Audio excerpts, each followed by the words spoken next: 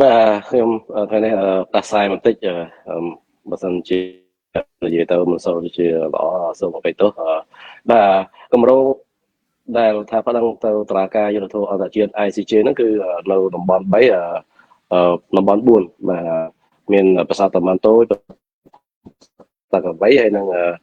តំបន់មួយដែលបាញ់គ្នាថ្ងៃមុននេះធ្វើឲ្យស្លាប់យោធារបស់យើងម្នាក់គឺលោករនបាទចេះគម្រោង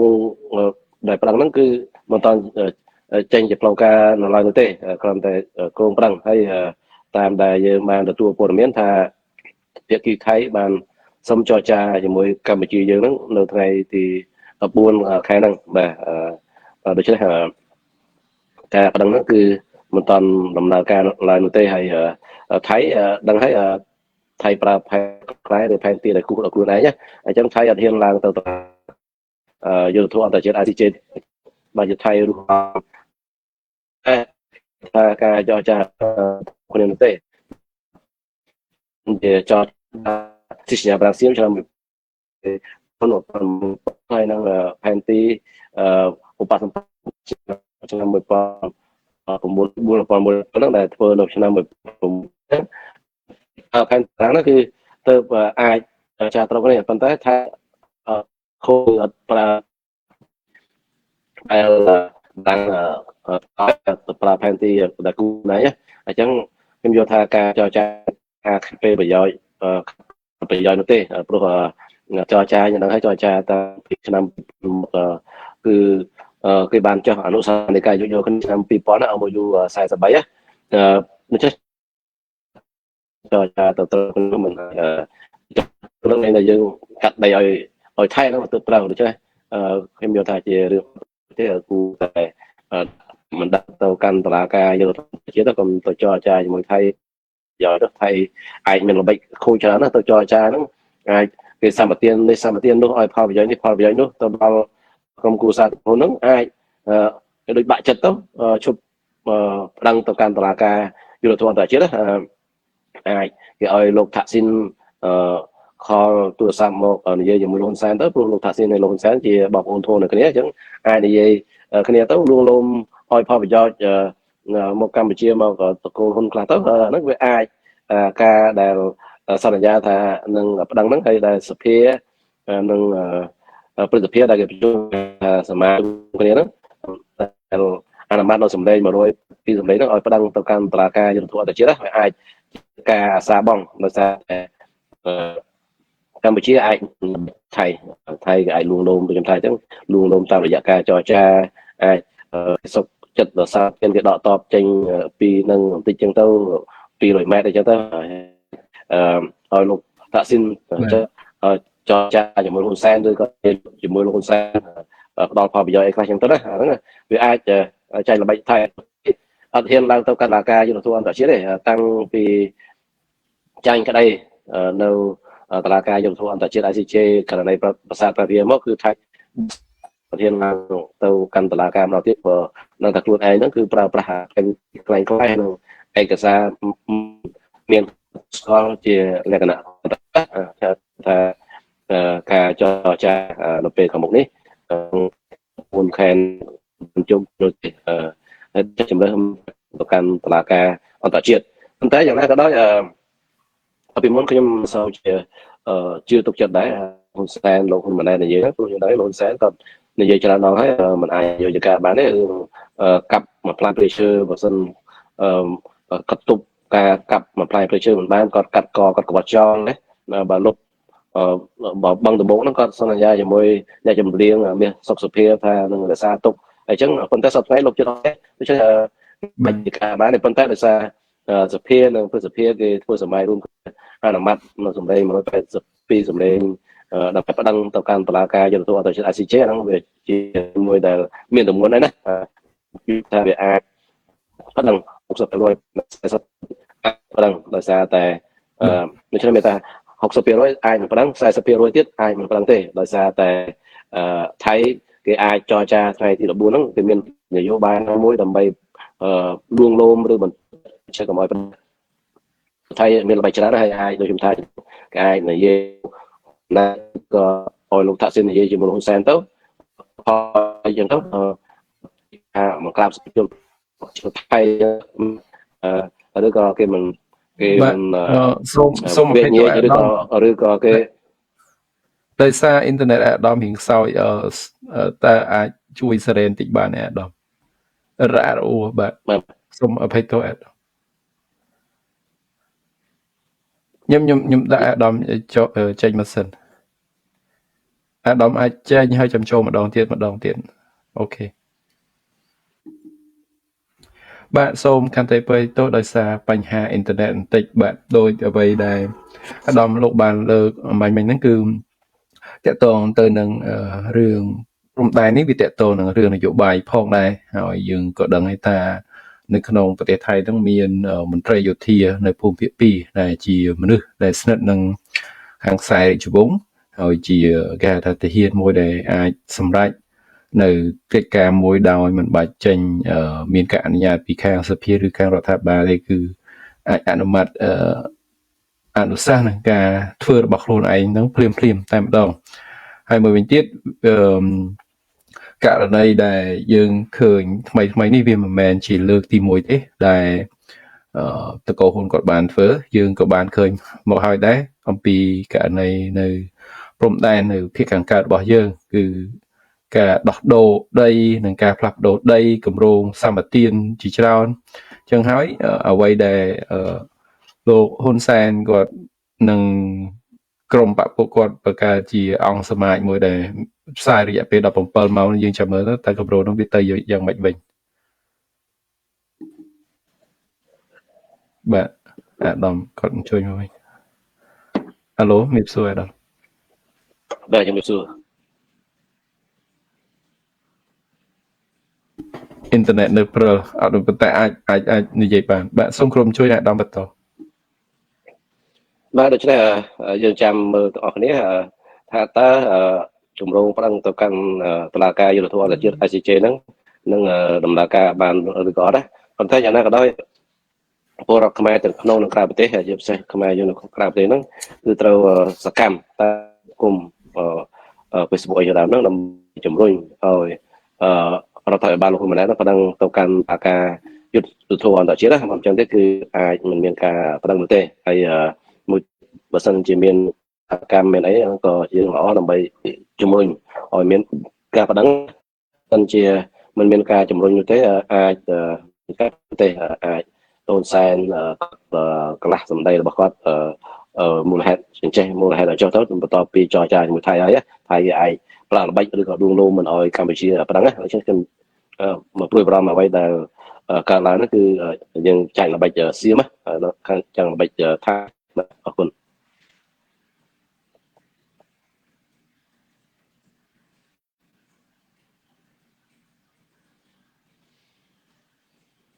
បាទសូមអភ័យទោសបាទនៅត្រង់ចំណុចដែលមានការចរចាទ្វាភាគីនឹងលោកអត់ទេបាទលឺអាដាមហៅឡូ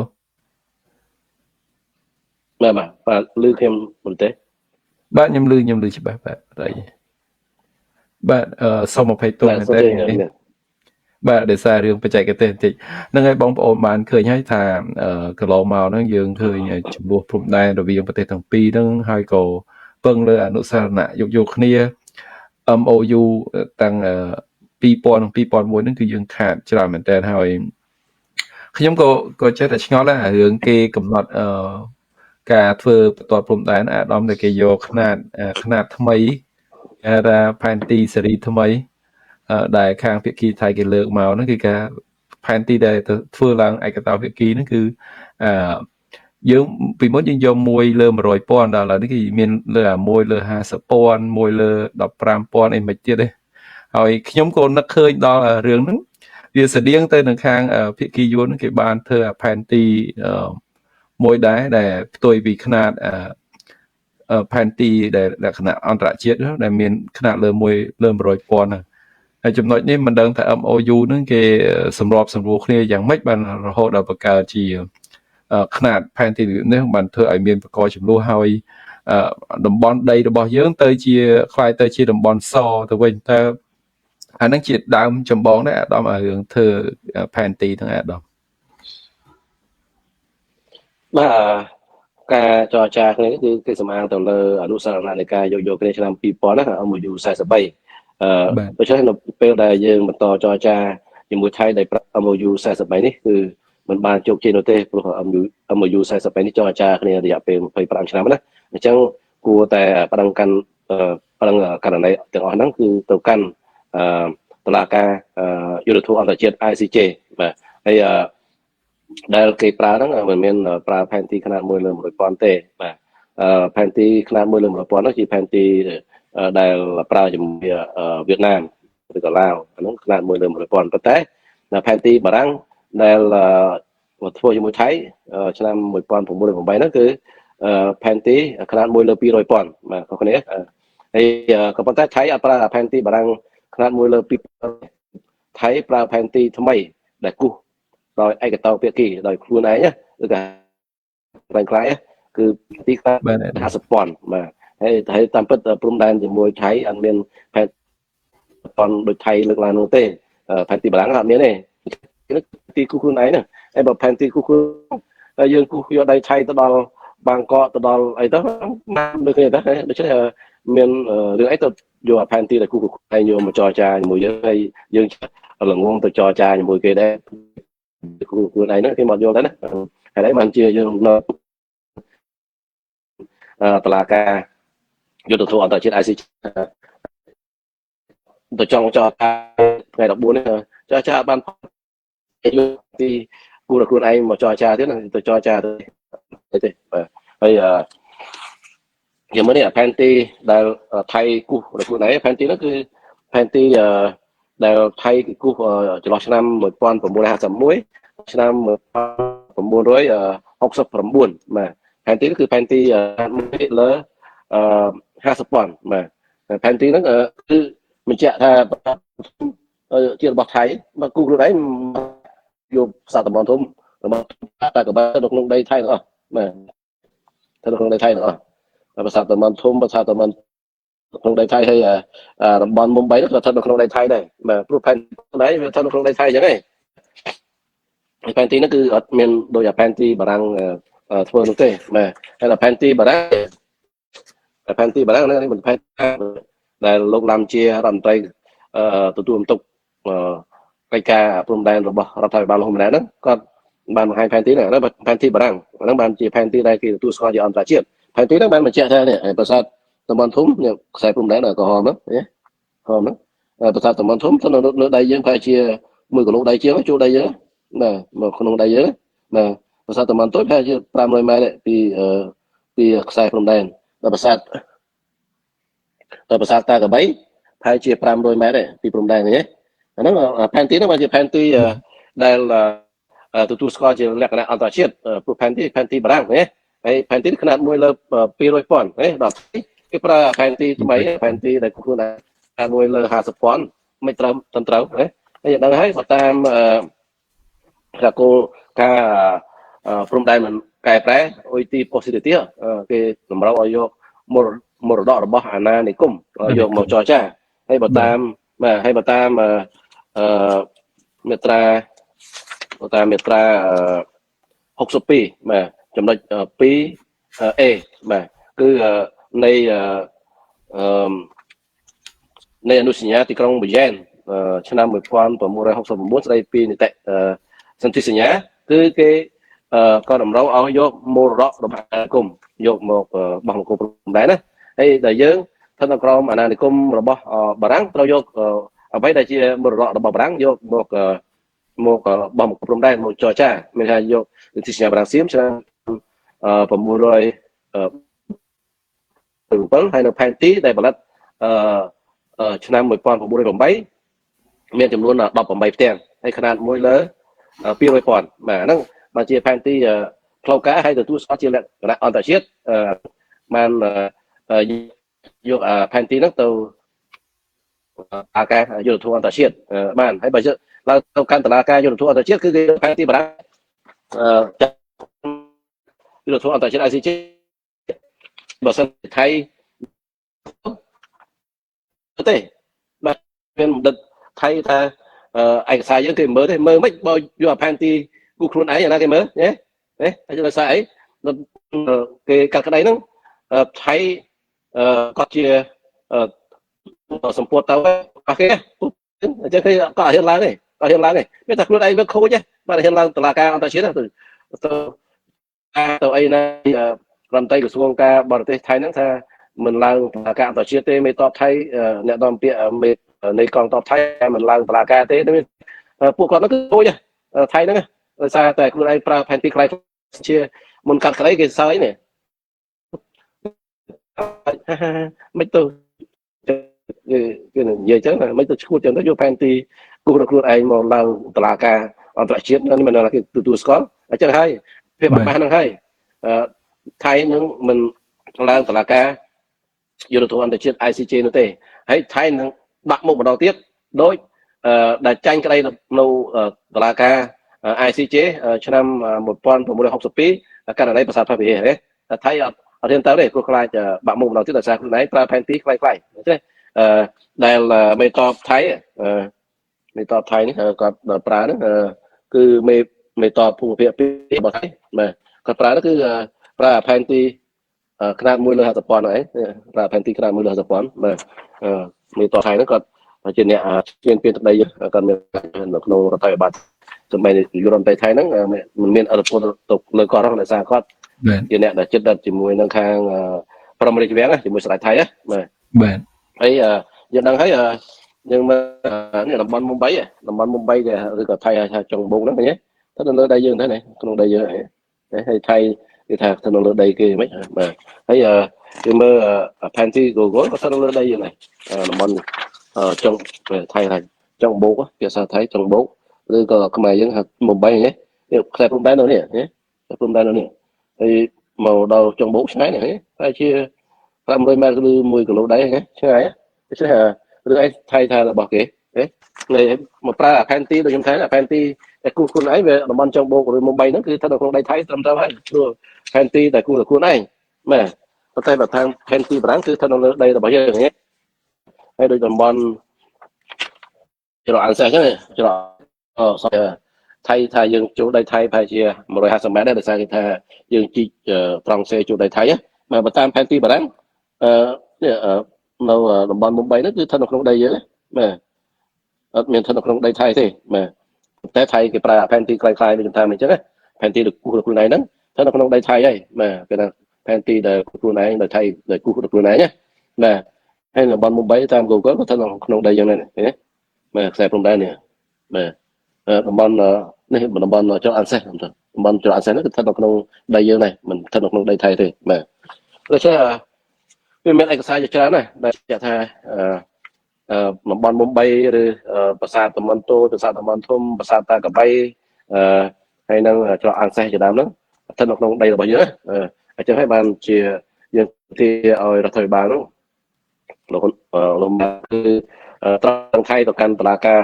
អន្តរជាតិហើយជប់ចរចាធ្វើភាគីទៅគឺចរចា25ឆ្នាំហើយគឺចរចាមិនត្រូវទេហើយថៃយើងដឹងសពថ្ងៃមានដំណោះព្រំដែនជាមួយឡាវជាមួយភូមាកម្ពុជាជុំវិញប្រទេសរបស់ខ្លួនទៅមានដំណោះព្រំដែនទាំងអស់នៅជាមួយភូមាតំបន់គេហៅថាម៉ាឡេមួយទៀតវ៉ាដែងបាទម៉ាឡេដែរបញ្ហាដែរព្រំដែនជាមួយម៉ាឡេសមុទ្រដែលទូស៊ីក្លេជាដើមបាទហើយតំបន់ដែងនៅភូមាហ្នឹងគឺថាក់ស៊ីនថាឲ្យប៉ុន្តែជាមួយកម្ពុជាដោយថាស៊ីនតែចេញមកទេប៉ុន្តែភូមាគាត់ចេញមកជាមួយកម្ពុជាគាត់ហើយនឹងលោកហ៊ុនសែនជាបងប្អូនធัวអញ្ចឹងគាត់អត់ជាចេញមកឲ្យធ្វើសង្គ្រាមទេប៉ុន្តែជាមួយភូមាគឺចេញមកឲ្យធ្វើសង្គ្រាមណាអញ្ចឹងខ្ញុំយល់ថាគួរតែប្តឹងជាងចរចាថ្ងៃទី14ខែហ្នឹងហើយមួយទៀតត្រូវភ្ជាប់សំណុំរឿងករណីកោះគុតហើយនឹងដែនសមុទ្រទូស៊ីគ្នាហ្នឹងទៅកាន់តុលាការអន្តរជាតិដូចគ្នាមិនមានប្តឹងតែប្រាសាទទាំង3ហ្នឹងនឹងតំបន់មុំបីទេត្រូវភ្ជាប់ជាមួយកោះគុតដែនសមុទ្រទូស៊ីគ្នានឹងច្រកអានសេះទៅកាន់តុលាការអន្តរជាតិហើយហ្នឹងណាមានថាជ្រុលប្តឹងហើយត្រូវប្តឹងទាំងដែនទឹកនិងដែនគោកទៅជាមួយគ្នាម្ដងទៅប្តឹងអីទៅដែនគោកទេឲ្យបញ្ចប់នៅម្ដងទៅនៅវិញឆ្ងាយអីចរចា បើដែនទឹកចរចា24ឆ្នាំហើយបើដែនគោកចរចា25ឆ្នាំហើយចរចាត្រូវផងហ្នឹងអញ្ចឹងមិនបាច់ចរចាទៀតទេក៏ត្រូវគ្នាដែរបាទអរគុណបាទអាដាមចំណុចថាដែនគោកហ្នឹងហេតុអីបានជាចរចានៅប្រទេសម៉ាតុងហើយមានការបញ្ជ្រៀតនៅកងទ័ពហ្នឹងវាយើងមើលពីរូបភាពគឺទំនាស់នឹងការអំណាចរបស់ស្ដេចហើយនឹងអំណាចរបស់តកូថាក់ស៊ីនហ្នឹងកំពុងតែសាក់លបងគ្នាទៅវិញទៅមកបងប្អូនបានឃើញហើយឃើញសារព័ត៌មានថៃក៏ដូចជាអ្នកគ្រប់គ្រងខាងរាជវង្សនិយាយចំគឺអ្នកជានិយមរបស់ថៃមួយចំនួនហ្នឹងបានចូលទៅខមមិននៅក្នុងเพจរបស់លោកហ៊ុនសែនរហូតដល់លោកហ៊ុនសែនគាត់ខឹងចន្លោតតងបានបកៀងក៏កូនចៅគាត់មកប្រជុំជាង7-10ម៉ោងចេញគម្រោងប្តឹងនឹងទៅចុះយ៉ាងណាមិញគាត់ក៏មិនហ៊ានទៅលើករឿងកោះគុតនឹងដែរដោយអាដាមមានប្រសាសន៍ចឹងថាចំនួននេះជា20ឆ្នាំហើយទុកដល់ការទៀតមិនយកទាំងរឿងព្រំដែនគោកព្រំដែនទឹកហ្នឹងចូលទៅជាមួយគ្នាទៅអញ្ចឹងហើយគឺយើងក៏មានចម្ងល់ទាំងអស់គ្នាបងប្អូនជនជាតិក៏ឆ្ងល់ថាហេតុអ្វីក៏បានជារឿងព្រំដែនទឹកហ្នឹងមិនដកចេញហើយមិនដកចេញពី MOU ហ្នឹងលើកយកមកគឺទុកថាទូទាត់ឬក៏មានការដោះដូរគ្នារួចទៅហើយយើងក៏បានដឹងហើយថានៅតាមអនុស្សាវរីយ៍យកគ្នា MOU 2001ហ្នឹងគឺបានជ្វាយកកោះគុតហ្នឹងយកទៅឲ្យខាងថៃបាត់ទៅហើយចំណុចដែលយើង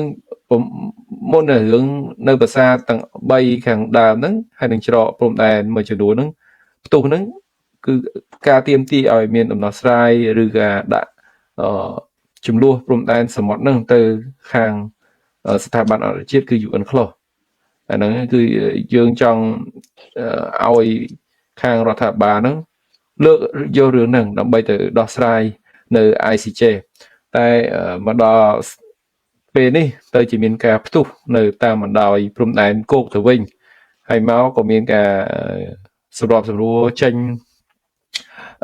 មានអ្នកបច្ចេកទេសរបស់លោកហ៊ុនម៉ាណែតចុះទៅជួបជាមួយទាហានហើយមេទាហាននៅតាមព្រំដែនហ្នឹងបានជួបចរចាគ្នាដើម្បីសម្របសម្រួលការបន្ថយភាពតានតឹងហើយនឹងបន្ថយកម្ដៅដាក់គ្នាទៅវិញទៅមកយ៉ាងណាមិញវាក៏ចេញជារូបភាពមួយទៀតបងប្អូនបានឃើញហើយថាមានការបាញ់រហូតដល់ធ្វើឲ្យទាហានខ្មែរមួយរូបបាត់បង់ជីវិតហើយយើងទាំងអស់គ្នាគិតពិតជាមានការសោកស្ដាយនៅការលះបង់របស់ទាហានខ្មែររបស់យើងហើយក៏មានមោទនភាពក៏មានទាហានរបស់យើងហ៊ានពលីជីវិតហើយយើងឃើញអ្វីដែលខាងរដ្ឋាភិបាលធ្វើតកតនឹងប្រើប្រាស់រឿងនយោបាយតកតនឹងព្រំដែននេះវាជារឿងអស់សំណើចមួយដែរថាទៅជាការបញ្ជាទ័ពមិនមែនបញ្ជាចេញពីក្រសួងការវិជាទៅជាបញ្ជាចេញពីខាងកងរាជគេកងអង្គរៈទៅវិញបាទដោយសារមិញបច្ចេកទេសអញ្ចឹងអាដាមគាត់ចេញមកផ្លែតឥឡូវគាត់អញ្ជើញមកដល់ហើយអាឡូមានសួរអាដាមបាទអ៊ីនធឺណិតខាងអាដាមព្រិលបាទហ្នឹងហើយអាដាមខ្ញុំក៏មានចម្ងល់ដែរថាហេតុអីបានជាផ្ទុះរឿងព្រំដែនគោកនឹងមកហើយរហូតដល់មានការប្តឹងអាហ្នឹងគឺខាងគណៈបព្វឆាំងគឺជំរុញខ្លាំងមែនទែនជាពិសេសអាដាមអ៊ុំសំអានតែម្ដងហើយលោកបានគៀងក៏មនុស្សឲ្យមានធ្វើបាតកម្មឲ្យទាមទារកោះកុដហ្នឹងមានគ្រប់ប្រទេសមិនថានៅអាមេរិកអឺរ៉ុបហើយនឹងអាស៊ីហ្នឹងជាពិសេសជប៉ុននិងកូរ៉េតែម្ដងគឺក៏ក្រឹកក្រែងមែនទែនអំពីរឿងទាមទារឲ្យរដ្ឋាភិបាលហ្នឹងទាមទារកោះកុដឬក៏យកសំណុំរឿងកោះកុដហ្នឹងប្តឹងទៅ ICJ ពីថៃរំលោភដីហើយមិនមានយោងទៅតាមមរតករបស់សម័យអាណានិគមបារាំងហ្នឹងគឺយើងយោងទៅលើបង្គោលលេខ73ហើយថ្មីនេះនៅក្នុងបង្គោលព្រំដែនថ្មីរបស់យើងគឺបង្គោលព្រំដែនគោកដែលវាជារឿងមួយដែលចម្លែកហើយមិនដឹងថាមានការត្រូវរើគ្នាយ៉ាងម៉េចរវាងតកូថាក់ស៊ីននិងតកូហ៊ុនគិតមើលទៅព្រំដែនទឹកហ្នឹងគាត់ប្រហែលជាកវែងចោលហើយគាត់លើកយកទៅព្រំដែនគោកប៉ុន្តែយើងសង្ឃឹមថាគាត់មានឆន្ទៈពិតប្រាកដយករឿងព្រំដែនគោកទាំងព្រំដែនទឹកហ្នឹងដោះស្រាយព្រមគ្នាហើយខ្ញុំសង្ឃឹមថាបើសិនជាអវត្តមានភាគីថៃមិនបានឡើងទៅ ICJ ក៏ដោយ ក៏រដ្ឋាភិបាលកម្ពុជាត្រូវតែមានឆន្ទៈប្តឹងសរុបតែម្ដងគឺទាំងព្រំដែនគោកនិងព្រំដែនទឹកហើយយើងបានឃើញសភាពការថ្មីនេះគឺមានការផ្លាស់ប្ដូរបន្តិចដោយសារខាងភាគីថៃហ្នឹងគេរៀងបន្ទន់អរិយាប័ត្រនៅការបន្ទន់អរិយាប័ត្រហ្នឹងយើងមិនដឹងថាមានការសំណើឬក៏ដោះដូររបៀបម៉េចបន្តទៀតអញ្ចឹងសូមលោកក្រុមជួយអាដាមបន្តបាទហើយមួយទៀតយើងក៏ស្នើឲ្យរដ្ឋាភិបាលរបស់ម្នាក់ហ្នឹងគឺស្នើទៅសភាដើម្បីផ្ដល់សេចក្ដីបានទៅលើច្បាប់សម្បត្តិយល់ខ្លះដើម្បីឲ្យកម្ពុជាអាចប្តឹងករណីកោះគុតដែនសមុទ្រទូស៊ីគ្នាហើយនឹងដែនសមុទ្រជាមួយវៀតណាមជាដើមហ្នឹងទៅកាន់តុលាការអន្តរជាតិបាទព្រោះបើសិនជាយើងមិនផ្ដល់សេចក្ដីបានទៅលើច្បាប់សម្បត្តិយល់ខ្លះនោះទេគឺយើងមិនអាចប្តឹងទៅកាន់តុលាការអន្តរជាតិករណីដែនសមុទ្រនឹងហើយនឹងកោះនោះទេប៉ុន្តែដែនគោកអត់ពាក់ព័ន្ធគ្នានោះទេអត់ពាក់ព័ន្ធជាមួយនឹងច្បាប់សម្បត្តិយល់ខ្លះនោះទេអត់ទោះបីយើងមិនផ្ដល់សេចក្ដីបានក៏យើងអាចប្តឹងបានដែរណានោះវារឿងពីដាច់ដូចគ្នាដាច់ដោយឡែកពីគ្នាគឺ UN ខ្លះហ្នឹងគឺច្បាប់សម្បត្តិហ្នឹងគឺសំដៅតែលើតាក់ទងទៅនឹងដែនសមុទ្រហើយនឹងកោះរបស់កម្ពុជាបាទហើយរឿងកោះកុដនេះយើងដឹងហើយតាមអនុសរណការយោគយល់គ្នាឆ្នាំ2001ហ្នឹងគឺលោកសុកអានបានកាត់ជ្រៀលកោះកុដចេញពីដែនសមុទ្ររបស់កម្ពុជាហើយអញ្ចឹងហើយបានជាអត់ឃើញដាក់សំណុំរឿងកោះកុដហ្នឹងទៅចូលក្នុងសំណុំរឿងដែលត្រូវប្តឹងទៅកាន់តុលាការអន្តរជាតិណាអញ្ចឹងខ្ញុំយល់ថារដ្ឋាភិបាលគួរតែ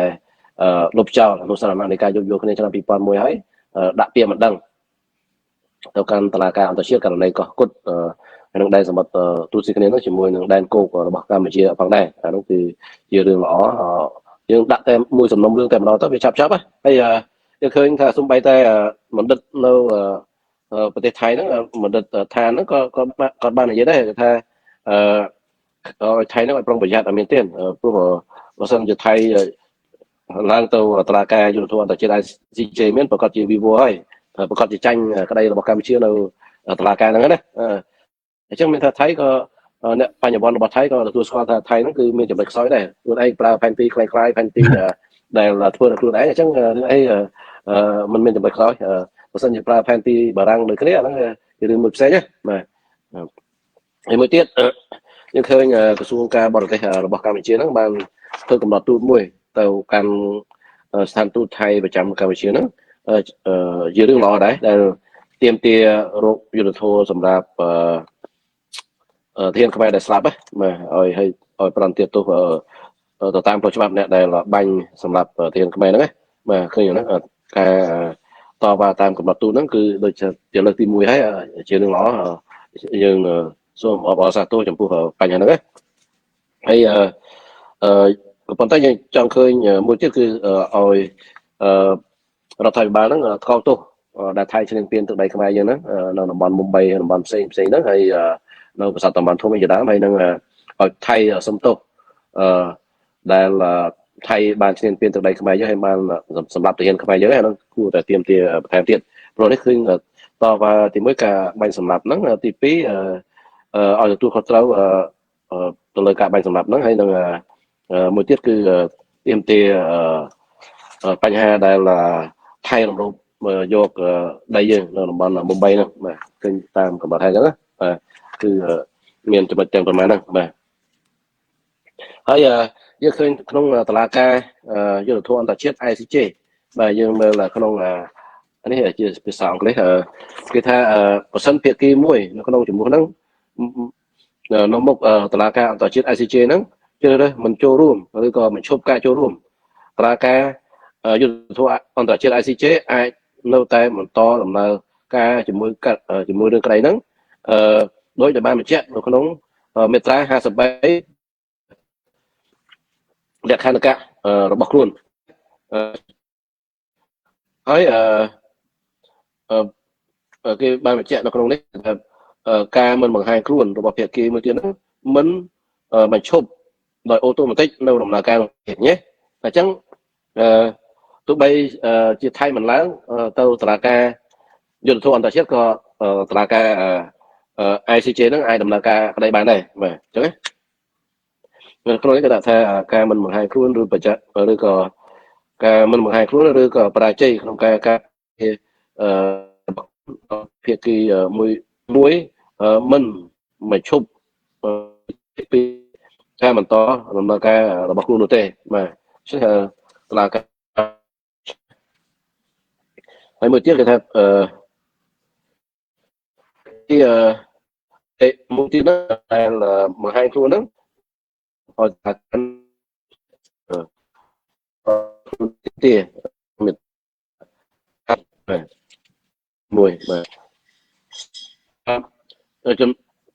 មួយទៀតនៃ ICJ ហ្នឹងនៅលក្ខខណ្ឌនៃការ ICJ ហ្នឹងបង្កើតយន្តការដំណើរការជាមួយរឿងក្តី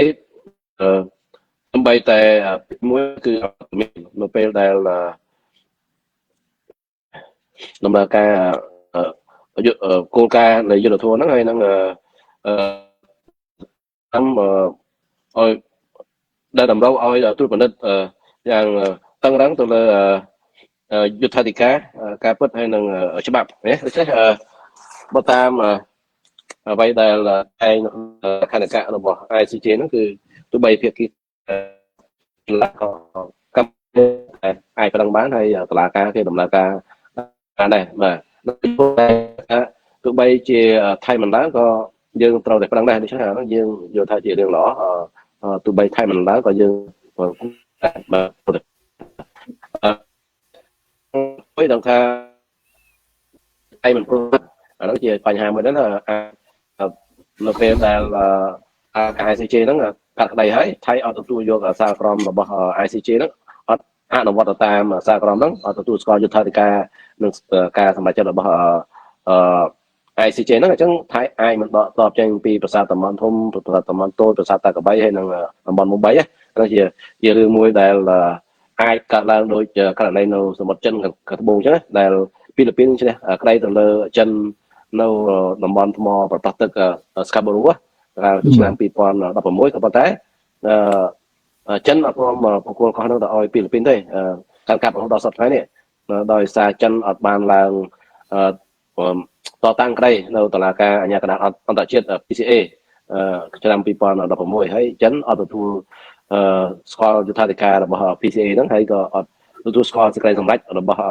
PCA ដែរអានោះយើងឃើញថាអញ្ចឹងណាចិនអត់ទទួលស្គាល់សេចក្តីសម្រេចរបស់ PCA ទេអញ្ចឹងហើយបានជាចិនអត់ប្រគល់កោះនោះមកឲ្យហ្វីលីពីនណាអញ្ចឹងជារឿងល្អបើសិនជាថៃឡើងជាមួយយើងវាជារឿងល្អដោយករណី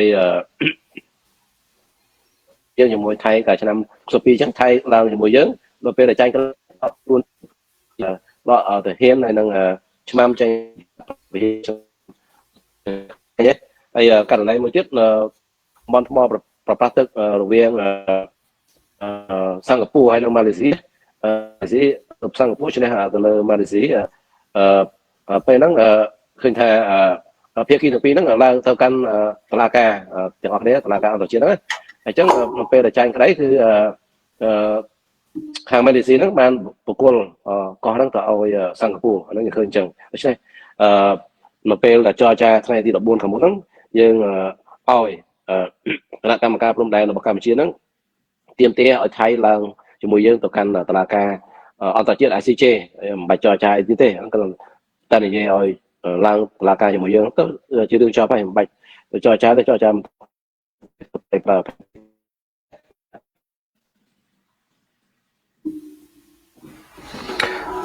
បាទអឡូអេដងបាទដោយបងប្អូនជនជាតិបានដឹងថាក្នុងករណីនេះបើសិនជាពីគីថៃអត់ឡើងទៅទេហើយយើងនៅតែបដិញ្ញាថាយើងទៅប្តឹងហើយយើងលទ្ធផលយើងនឹងឈ្នះបើយើងមានហេតុផលនិងមានផុសតាងមានទឹកតាំងច្បាប់ដែលយោងទៅមរតកអាណានិគមនឹងហើយយោងទៅសន្ធិសញ្ញារវាងប្រាំងសៀមនឹងគឺសំខាន់មែនទែនកាលណាមិញករណីនេះបើសិនជាយើងឈ្នះក៏ពិតមែននៅពេលខាងមុខនឹងតើ ICJ គេនឹងមានចំណាត់ការរបៀបបិចដែរអាដាមបើសិនជាយើងឈ្នះហើយបើថាថៃអត់ព្រមដកតើគេនឹងអាចមានកងកម្លាំងឬក៏អ្វីមករុញឬក៏យើងជាអ្នកធ្វើខ្លួនឯងអាដាមអាចដឹងរឿងនឹងខ្លះដែរអាដាមបាទសូមរំជួយ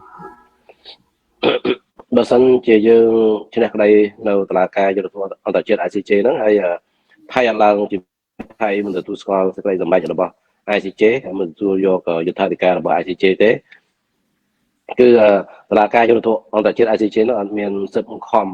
ឲ្យថៃត្រូវតែគោរពទៅតាមសេចក្តីសម្រេចរបស់ ICJ នោះទេព្រោះ ICJ អត់មានកម្លាំងតបដើម្បីបង្ខំឲ្យភាគីណាមួយគោរពទៅលើសេចក្តីសម្រេចរបស់ខ្លួនណាប៉ុន្តែយ៉ាងណាក៏ដោយយើងឈ្នះសិនទៅ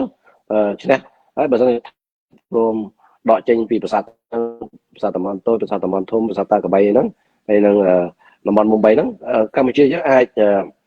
ចាប់បង្ខំឲ្យថៃត្រូវតែគ្រប់ទៅតាមសារក្រមរបស់ ICJ ហ្នឹងតាមរយៈការប្តឹងទៅកាន់ក្រុមប្រឹក្សាសន្តិសុខអង្គការសហប្រជាជាតិ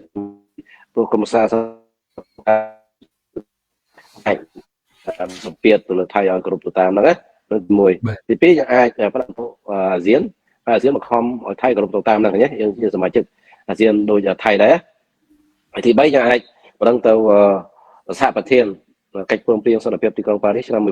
1991គឺប្រទេសឥណ្ឌូនេស៊ីហើយនិងប្រទេសបារាំងដែលជាសហប្រធាននៃកិច្ចព្រមព្រៀងហ្នឹងដើម្បីឲ្យកោះប្រជុំហើយឲ្យថៃគោរពទៅតាមដើម្បីដែលជាការសម្រេចរបស់សារក្រមរបស់ ICJ ណាដូច្នេះយើងមានមធ្យោបាយច្រើនដើម្បីចាប់បង្ខំឲ្យថៃដើម្បីគ្រប់ទៅលើសារក្រមរបស់ ICJ នៅពេលដែលយើងឈ្នះក្តីករណីប្រាសាទទាំង3ហើយនិងតំបន់មុំបីជាដើមណាបាទឲ្យឈ្នះសិនយើងមិនតន់ឈ្នះនៅច្រើនយើងមិនតន់ឈ្នះផងណាអញ្ចឹងនឹងល្អជាងឈ្នះសិនទៅព្រោះហើយថៃក៏បាក់ឆាកអន្តរជាតិដែរបើសិនជាគាត់អត់គ្រប់ទៅតាមសារក្រមរបស់ ICJ បាទហ្នឹងនៅពេលទៅជួបគេហ្នឹងគេមិនសូវជារាក់ទាក់គាត់គឺយល់ថាថៃនេះគឺជាមើលខូចគាត់ទទួលយកសារក្រមរបស់ ICJ ហើយផែនទីคล้ายដើម្បីឈ្លានពានយកទឹកដីកម្ពុជាមានថាថៃគឺជាក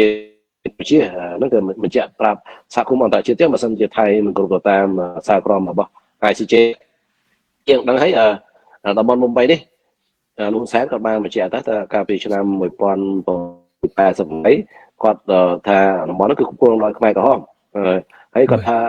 ខាងរដ្ឋការគ្នាទៅនៅដើមមុំបីហ្នឹងគាត់ថាខាងតបរបស់ខ្ញុំតណាដូច្នេះតំបន់ទឹកដីរបស់យើងហើយខាងឆ្នាំ2010គាត់បានដែរអញ្ចឹងទឹកដីយើងយូរហើយទៅហើយខ្ញុំទាយើងដកតបចេញពីតំបន់នោះ200ម៉ែត្រខូចថៃកាលណាដកឲ្យយើងដកតបអញ្ចឹងដោយតំបន់វាលឥន្ទ្រីហើយតំបន់ព្រំទ្របអញ្ចឹងដូនសែនគាត់មានបទពិសោធន៍ណាគាត់ឲ្យដកតបនោះដោយសារគាត់មានបទពិសោធន៍ក្នុងការចរចាបញ្ចប់សង្គ្រាមដែលនៅចន្លោះឆ្នាំ2008ដល់2011ហើយចរចាឆ្នាំ2011កម្ពុជាដកតបចេញពីតំបន់ភ្នំតំបន់វាលឥន្ទ្រីតែមកយប់ថៃធ្វើផ្លូវទៅកាន់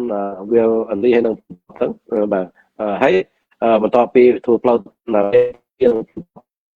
ថៃគ្រប់គ្រងរហូតដល់សប្តាហ៍ហ្នឹងអញ្ចឹងមានបទពិសោធន៍ហ្នឹងថៃអញ្ចឹងឲ្យយើងដកតបហើយថៃជួយកាត់តែម្ដងថៃគួរចឹងហើយដូច្នេះដោយសារមានបទពិសោធន៍ហ្នឹងបានជាលោកសែនអត់ព្រមឲ្យដកតបចេញពីតំបន់មុំបីបាទហើយគេចរចាគ្នាលមុនចង់ដកតបចេញពីប្រាសាទធំអីហ្នឹងឃើញទេហើយខ្ញុំយល់ថាតបកម្ពុជាមេតបជើងគោកកម្ពុជាចរចាជាមួយថៃហ្នឹងប្រកាសជាយកព្រមដកតបចេញពីតំបន់មុំបីមែនប៉ុន្តែប្រហែលជាមកដល់ភ្នំពេញហើយលោកសែនឬក៏គណៈបព្វជិជនហ្នឹងគេអត់យល់ស្របប្រកាសថាអត់មានការដកប្រាសាទតំបន់ធំចឹងដែរពេលលោកទាសីហាជារដ្ឋមន្ត្រីជាទៅចរចាជាមួយថៃហ្នឹងក៏ថៃដកតបចេញពីប្រាសាទព្រះវិហារសំទោសប្រាសាទតំបន់ធំដែរទៅប្រកាសតបចេញតបបាទគ្រប់គ្រងប្រាសាទតំបន់ធំ 100% ហើយបាទដោយសារអ៊ីនធឺណិតអាចដល់មានបញ្ហាសេវាខ្លាំងអញ្ចឹងហើយមានការអនុវត្តមែនតើអញ្ចឹងខ្ញុំសូមខណ្ឌអ៊ីនធឺណិតបាទខ្ញុំតែដល់ចុះបង្កប់សិនបាទសូមអភ័យទោសថ្ងៃនេះជាប្រធានបទល្អប៉ុន្តែដោយសារបញ្ហាអ៊ីនធឺណិតហើយអាដាមបានព្យាយាមបដូរ 2-3 ដងហើយប៉ុន្តែដោយសារអ៊ីនធឺណិតអញ្ចឹងចាំគាត់ព្យាយាមម្ដងទៀត ហើយខ្ញុំសង្ឃឹមថាបងប្អូននឹងបានចូលរួមទស្សនានេះនឹងជួយចែករំលែកបន្តព្រោះនេះគឺជារឿងទឹកដីនិងបរិយាភាពទឹកដីរបស់យើងមិនថាទាំងព្រំដែនគោកទាំងព្រំដែនទឹកគឺសំខាន់មែនទែនចឹងហើយវាជាតតាំងមួយដែលយើងបានឃើញនៅក្នុងបណ្ដាញសង្គមមួយរយៈនេះគឺមានការចូលរួមសកម្មមែនទែនក្នុងការចែករំលែកនៅព័ត៌មានអំពីរឿងបរិយាភាពទឹកដីនឹងហើយជារឿងមួយដែលយើងឃើញច្បាស់នឹងភ្នែកទាំងអស់គ្នាមិនមែនជាវីដេអូកាត់តឬក៏មានការចាប់ដាក់អីទេគឺយើងបានឃើញទស្សនវិជ្ជារបស់ទាហានខ្មែរយើងដែលតស៊ូនៅព្រំដែនខុសពីទាហានអង្គរៈទាហានតស៊ូនៅព្រំដែនលោកកាន់តែកភ្លើខ្លីឬក៏ភ្លើអាការតាំងពីជំនាន់50 60ឆ្នាំមុនហើយពាក់បិជើងផ្ទាត់យើងសំខាន់យើងឃើញធម្មមែនតើនេះឬនឹងគឺថាការពាក្យមួយដែលតកោហ៊ុនជាពិសេសលោកហ៊ុនសែនថាគាត់នឹងជាមេបញ្ជាការមួយដែលតែងតែយកចិត្តទុកដាក់ទៅដល់កងទាហាននិងគ្រួសាររបស់ទាហានប៉ុន្តែមើលដល់តាដោយលោកទាហានដែលបានពលីហ្នឹងតពលីទៅឡើងសាក់ឲ្យទៅជាបានសាក់មួយទៅចុះហ្នឹងបានអនុសនីត្រីអញ្ចឹងទៅប៉ុន្តែដល់គាត់តស៊ូប្រហែលឆ្នាំហើយនៅត្រឹមតែក្រុមសាក់មួយទៅទៀតដល់ចឹងហើយបានថាឃើញទស្សនវិជ្ជានេះគឺយើងវេទនាចំពោះទាហានខ្មែររបស់យើងដែលនៅការពារព្រំដែនមិនថាព្រំដែននៅភាគខាងលិចឬក៏ខាងកើតទេគឺនាយទាហានរបស់យើងគឺកំសត់មែនទែនដែលមានរដ្ឋាភិបាលរបៀបនេះបាទសូមក្រុមជួយអាយដាមបន្តបាទលើច្បាស់ហ៎បាទដូចច្បាស់រូបភាពក៏ច្បាស់ល្អដែរបាទសូមក្រុមជួយបាទយើងឃើញចំណុចមួយមិនមែនយើងនិយាយនេះបំបាក់ស្មារតីនិងទឹកចិត្តរបស់កងទ័ពនោះទេប៉ុន្តែយើងឃើញថាមានរឿងយុទ្ធធម៌ជាច្រើនណានៅក្នុងជួរកងទ័ពដោយសារយើងឃើញទាហានការពារព្រំដែនហ្នឹងគឺគាត់អត់បានឡើងសាក់ដោយទាហានរបរក្រុងទេឬក៏ទាហានដែលជាកូនចៅរបស់អ្នកធំទេយើងមើលលោកអស៊ូនរ៉នហ្នឹងជាព្រឹទ្ធបាលឯកហ្នឹងមានថាអត់បានសាក់មួយផងហ្នឹងហើយគាត់ធ្វើយោធាហ្នឹងប្រហែលជា30ឆ្នាំជាងគាត់អាយុ47ឆ្នាំហើយណាអត់បានពាក់សាក់មួយផងហើយយើងឃើញក្មេងខ្លះអត់គ្រប់អាយុពាក់សាក់4សាក់5ហើយអ្នកខ្លះក្មេងមិនតាន់អាយុ30មកពាក់ទៅផ្កាយ2ផ្កាយ3ផ្កាយ1ណាហ្នឹងយើងឃើញភាពអយុត្តិធម៌នៅក្នុងជួរកងទ័ពហើយឃើញថាការបំពាក់អាវុធហ្នឹងបំពាក់តែអាវុធឲ្យក្រុមអង្គរៈដែលមានអាវុធទំនើបហើយនឹងក្រុមអង្គរៈរបស់លោកហ៊ុនសែនណាមានអាវុធទំនើបហើយនឹងមានរថក្រោះមានរថពាសដែកអីចឹងណាបាទក៏ប៉ុន្តែយើងមើលក្រសួងការពារជាតិបែរជាអត់មានអាវុធទំនើបអត់មានរថក្រោះទំនើបឬក៏រថពាសដែកទំនើបហ្នឹងយើងឃើញចំណុចហ្នឹងគឺខុសឆ្គងហើយការចល័តតបហ្នឹងគឺគួរតែចល័តតបពីក្រសួងការពារជាតិបែរជាចល័តតបពីទីបញ្ជាការអង្គរៈរបស់លោកហ៊ុនសែនទៅវិញហ្នឹងយើងឃើញថាដូចថាការបំពាក់អាវុធមិនបំពាក់អាវុធឲ្យខាងក្រសួងការពារជាតិបែរបំពាក់អាវុធទំនើបឲ្យខាងក្រុមអង្គរៈរបស់លោកហ៊ុនសែនហ្នឹងខ្ញុំយល់ថាជាការពារអំណាចជាការពារទឹកដីហើយមើលទៅហ៊ាននៅតាមព្រំដែនពាក់អត់មានស្បែកជើងពាក់ណាមានស្បែកជើងផ្ទាត់ពាក់ស្បែកជើងផ្ទាត់ហើយបើយើងមើលការហូបចុករបស់គាត់ហ្នឹងប្រាក់ខែរបស់គាត់ហ្នឹងដូចថាគាត់ហូបតាមីហើយនឹងចំណីអាហារដែលមិនអាចបំពេញដល់សុខភាពរបស់គាត់ណាបាទយើងឃើញចឹងអីហើយលើថាមានកាត់ប្រាក់ខែគាត់ទៀតណាប្រាក់ខែគាត់ហ្នឹងដូចកាត់50000ចូលបាក់ហើយដូចកាត់ចូលទៅឧបត្ថម្ភអ្នកដែលស្លាប់យោធាដែលស្លាប់ទៀតអាហ្នឹងមានរឿងរបស់រដ្ឋទៅកាត់ប្រាក់ខែគាត់ថែមទៀតទៅចូលបាក់ហើយចូលកាត់បាត់ក្រហមហើយទៅចូលកាត់ទៅចូលខាងគេហៅសមាគមគេដែលអ្នកដែលស្លាប់ហ្នឹងត្រូវបានឧបត្ថម្ភប្រមាណហ្នឹងគឺកាត់ពីកងទ័ពហ្នឹងឯងអត់មានយកថាការជាតិដើម្បីជួយអីហ្នឹងជាថាប្រាក់ខែគាត់ថាបាន1លាន5សែនអញ្ចឹងទៅកាត់អស់100000ជាងអីចឹងទៅអាហ្នឹងវាជារឿងមួយអាយុធម៌សម្រាប់គាត់ណាបាទហើយពួកគាត់ហ្នឹងពឹងទៅលើប្រាក់ខែមិនដូចកូនអ្នកធំឬទាហានលំអក្រុងដែលពុករលួយបានកាប់ព្រៃឈើបានហើយទៅចាប់ដីព្រៃដីរដ្ឋហ្នឹងយកមកធ្វើកម្មសិទ្ធិរបស់ខ្លួនបានហ៎អាហ្នឹងវាខុសពីទាហានលំអក្រុងបាទអញ្ចឹងយើងឃើញអញ្ចឹងបាទហើយយើងមើលលោកស៊ុនរ៉នហ្នឹងគ្នាគាត់ក្រីក្រគ្រួសារគាត់ណាបាទ អញ្ចឹងអ្នកដែលស្លាប់ពេលច្បាំងហ្នឹងស្លាប់តែទាហានដែលក្រីក្រឬក៏តូចតាចដែរដែលមានខ្សែមានខ្នងប៉ុន្តែគោលអ្នកធំហ្នឹងគឺមិនដែលចេញច្បាំងនោះទេក៏ប៉ុន្តែពាក់សិទ្ធិសាក់5ឬផ្កាយណាបើដែលចេញច្បាំងទេបាទព្រោះគេវាចេញច្បាំងហ្នឹងគេមិនឲ្យគូគេចេញច្បាំងខ្លាចស្លាប់អញ្ចឹងអញ្ចឹងមានថាគួរតែឲ្យទាហានដែលពាក់សាក់ធំផ្កាយច្រើនហ្នឹងទៅចេញច្បាំងម្ដងហើយក៏មានការរិះគន់ទៅលើលោកព្រាបសវត្ថក្រុមគូសាគាត់អីហ្នឹងសិតធ្វើទាហានទាំងអស់អត់មានដែលចេញច្បាំងទេប៉ុន្តែលោកម្នាក់ទៅថាទាហានដែលទាហានថាទាហានពីរំហ្នឹងយោធាពីរំហ្នឹងគឺអត់ចេញច្បាំងទេហើយនឹងទាហានត្រៃតបបាទត្រៃតបឬក៏ទាហានដូចថាខាងពេទ្យខាងអីប៉ុន្តែត្រូវតែkalauមានសង្គ្រាមត្រូវទៅចេញទៅព្រំដែនរបស់គ្នាបាទចេញច្បាំងហើយជាពិសេសដូចកូនលោកសៅសខាទៅពាក់ផ្កាយមើលឃើញចេញច្បាំងផងកូនលោករដ្ឋស្រីអីសិតតែមេបញ្ជាការប្រចាំខេត្តមួយអត់មានចេញច្បាំងទេកូនអ្នកធំសិតអីសិតក្មេងៗមិនតាន់ដល់30ឆ្នាំមកសិតពាក់ផ្កាយមើលហើយអត់ដែលចេញច្បាំងទេហ្នឹងយើងឃើញភាពអយុធធម៌អញ្ចឹងណាដូចនេះរដ្ឋាភិបាលនោះគឺគិតគូរទៅដល់ទាហានតាមជាដែនផងដើម្បីឲ្យមានប្រាក់ខែសមរម្យកុំកាត់ប្រាក់ខែគាត់ប្រាក់ខែតិចហើយកាត់ទៀតបន្ថែមទៀតទៅចូលបាក់ទៅចូលកាត់ក្បាត់ក្រហមទៅចូលសមាគមឧបត្ថម្ភពេលយុទ្ធជនស្លាប់អីហ្នឹងយួរថាវិការរត់ទៅរឿងអីទៅយួរលុយរបស់គាត់ប្រាក់ខែរបស់គាត់តិចតួចហ្នឹងបាទហ្នឹងវាជារឿងមួយអយុត្តិធម៌សម្រាប់គាត់ហើយគួរតែបំពាក់អាវុធទៅឲ្យទាហានតាមជាដែននៅក្រសួងការពារជាតិជាងបំពាក់អាវុធទំនើបទៅឲ្យខាងក្រុមអង្គរៈរបស់លោកសែនណាហើយយើងឃើញថាខោអាវ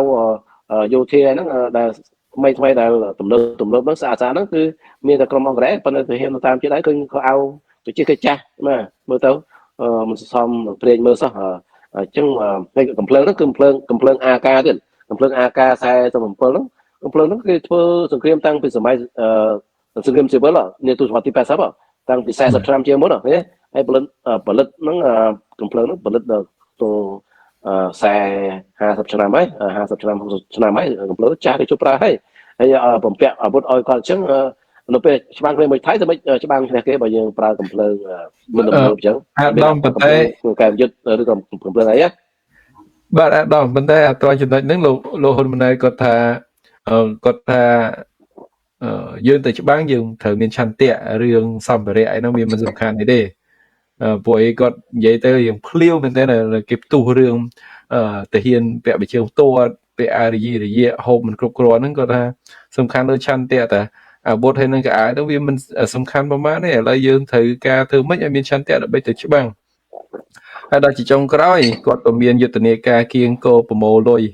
ហើយប្រមូលលុយបានមិនតិចទេបាទជាចង់ជិត15លានដុល្លារហើយទីបំផុតទៅឃើញលោកហ៊ីងវិនហ៊ាន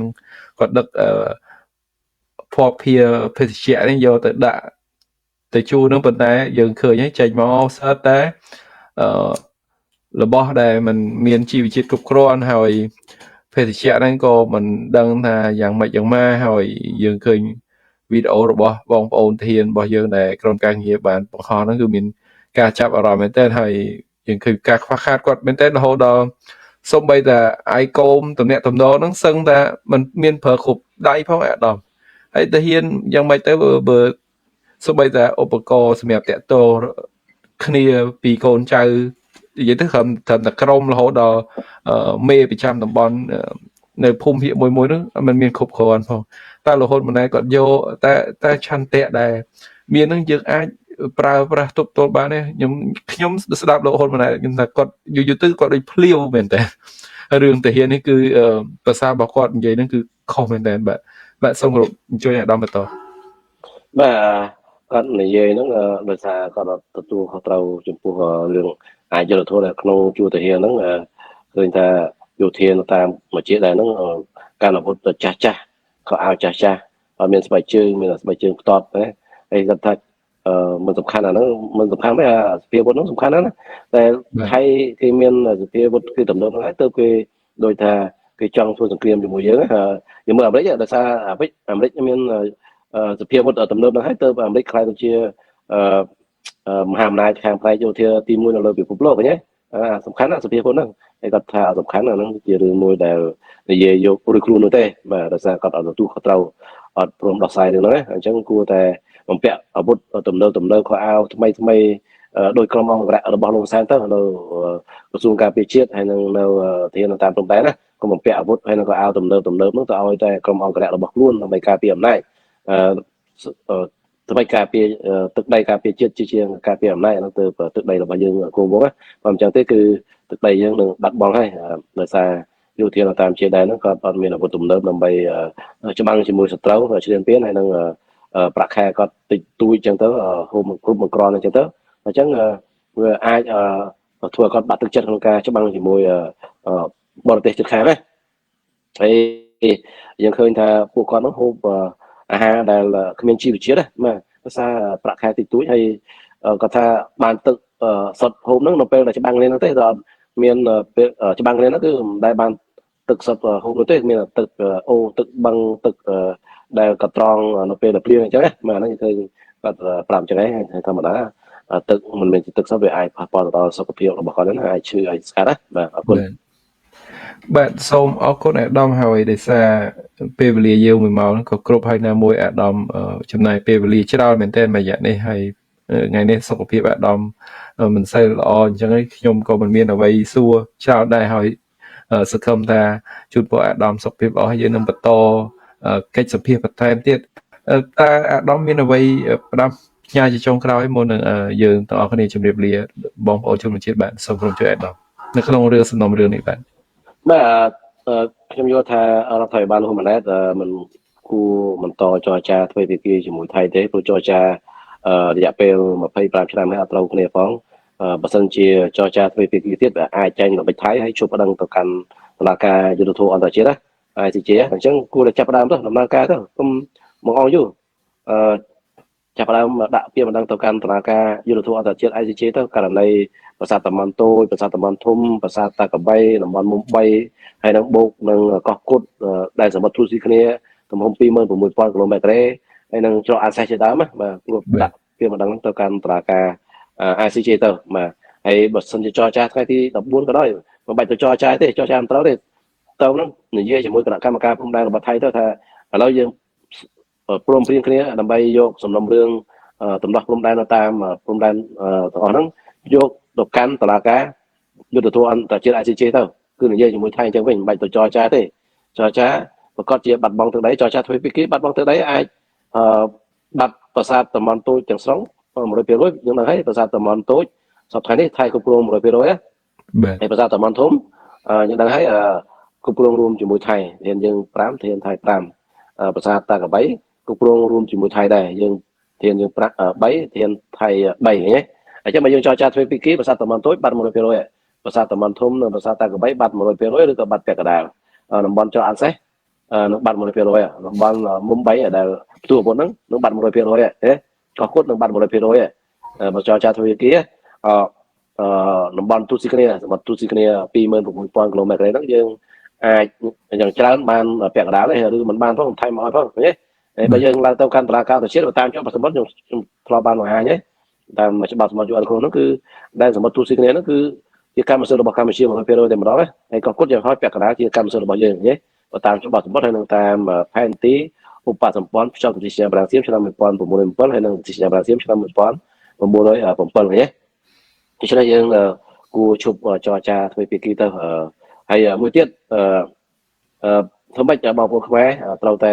សកម្មតាមបណ្ដាញសង្គមឬក៏មានបដកម្មឬក៏ជួបប្រជុំអីត្រូវតែតវ៉ាដូចករណី CLV ដូចកោះគុតកន្លងមកអញ្ចឹងយើងតវ៉ាថាឲ្យប្តឹងទៅកាន់តុលាការ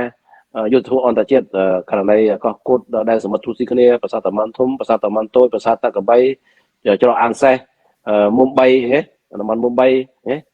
ជំរុញអញ្ចឹងมันអាចលោកហ៊ុនម៉ាណែតហ្នឹងប្តឹងទៅកាន់តុលាការ ICJ បើមិនអញ្ចឹងទេអាចចរចាថ្ងៃទី14នេះកម្ពុជាលោកហ៊ុនសែនលោកហ៊ុនម៉ាណែតហ្នឹងអាចបដូរចិត្តថាអូថៃគេសុំចេះសុំចុះ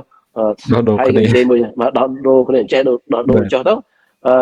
អាចជប់ប្តឹងវិញហ៎ដូច្នេះយើងនៅទៀមទាហើយនឹងខ្លំហើយនឹងជំរុញលោកហ៊ុនម៉ាណែតឲ្យប្តឹងបើមិនអញ្ចឹងទេគឺអាចលោកហ៊ុនសែនលោកហ៊ុនម៉ាណែតហ្នឹងខ្លះសម្ដីទោះបីសមាជរដ្ឋសភានិងព្រឹទ្ធសភាអនុម័តនៅសម្លេង182សម្លេងឲ្យប្តឹងក៏ដោយវាអាច គាត់ប្រជិតហើយយើងដឹងហើយយើងដឹងហើយប្រាសាទតំបន់ធំហើយនិងប្រាសាទតាកបីគឺសាងសង់តាំងពីសតវត្សទី11ដោយព្រះបាទសូរ្យវរ្ម័នទី1ប៉ុន្តែបញ្ចប់នៅសតវត្សទី13ដែលក្នុងរាជព្រះបាទជ័យវរ្ម័នទី7ផងដែរអញ្ចឹងណាហើយប្រាសាទតំបន់តូចសាងសង់ក្នុងសតវត្សទី11ដោយព្រះបាទជ័យវរ្ម័នទី7ណាហើយយ៉ាងណាហើយជនជាតិតៃឬក៏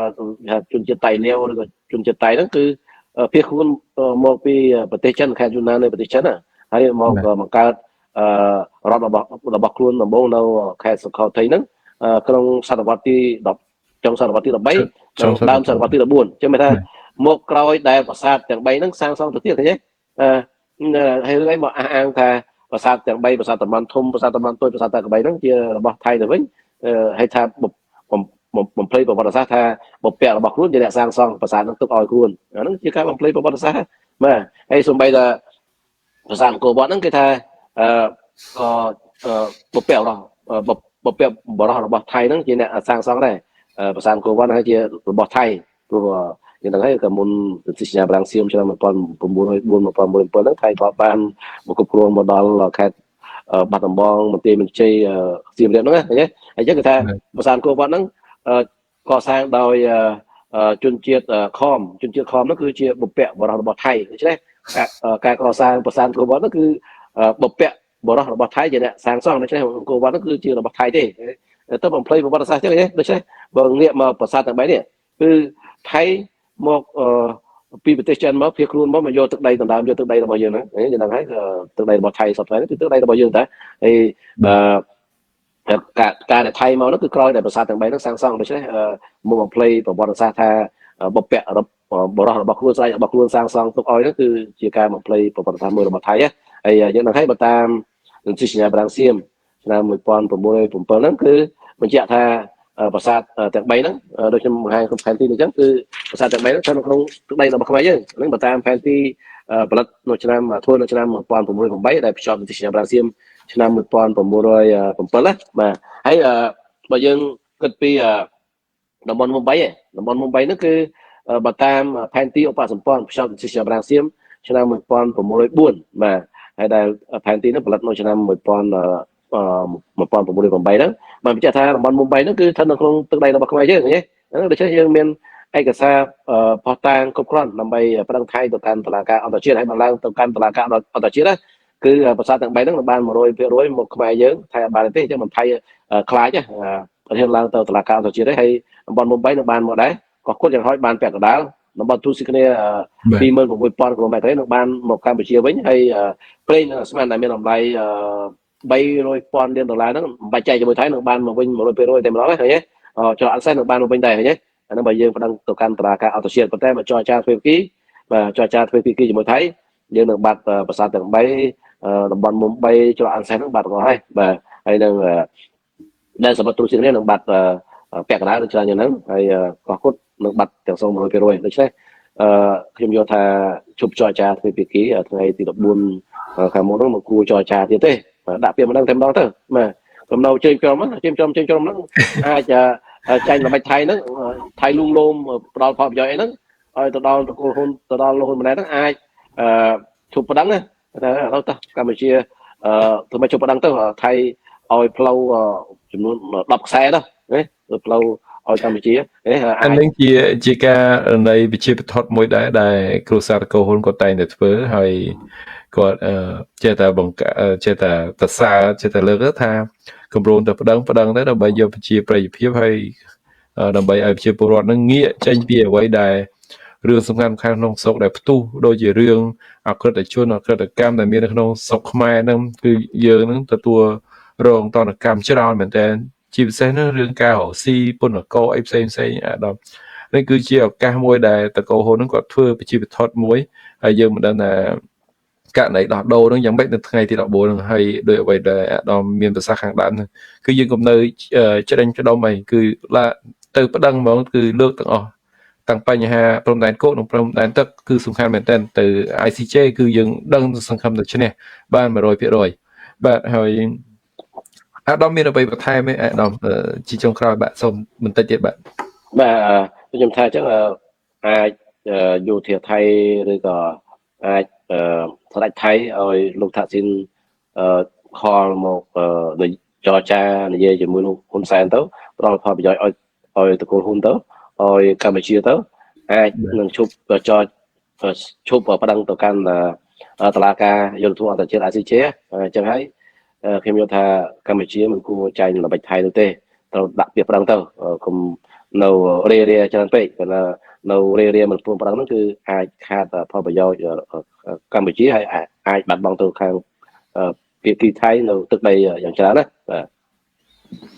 បាទសូមអរគុណអាដាមហើយក៏សូមអរគុណដល់បងប្អូនជនជាតិជាពិសេសប្រិយមិត្តនៃគេហទំព័រវិទ្យាផ្សំស៊ីដែលបានចូលរួមទស្សនានៅក្នុងប្រធានបទគម្រោងប្តឹងទៅតុលាការអន្តរជាតិ ICJ ហើយខ្ញុំក៏សូមអរគុណអាដាមដែលចំណាយពេលដ៏មានតម្លៃបានចូលរួមក្នុងការផ្សាយនៅនេះហើយយើងនឹងមើល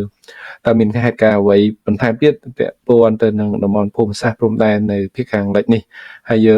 ងខ្ញុំជាក្រុមការងារនៃគេហទំព័រវិទ្យាផ្សំស៊ីនឹងក្រុមជួយអាដាមមកម្ដងទៀតដើម្បីវែកញែកតើមានការវិវត្តរបៀបម៉េចនៅពេលដែលប្រជុំថ្ងៃទី14ខាងមុខនេះបាទអញ្ចឹងការផ្សាយរបស់យើងសន្មតថាបញ្ចប់ត្រឹមតែប៉ុណ្ណេះហើយខ្ញុំរតនាសូមអរគុណអាដាមហើយជូនពរអាដាមសុខភាពល្អហើយចាប់ជាសះស្បើយហើយនឹងសម្រាប់បំណងហើយនឹងធ្វើការកិច្ចអ្វីបានដោយសេចក្តីបំណងថាបាទសូមក្រុមជួយអាដាមបាទសូមជម្រាបលាបាទជម្រាបលាអរគុណ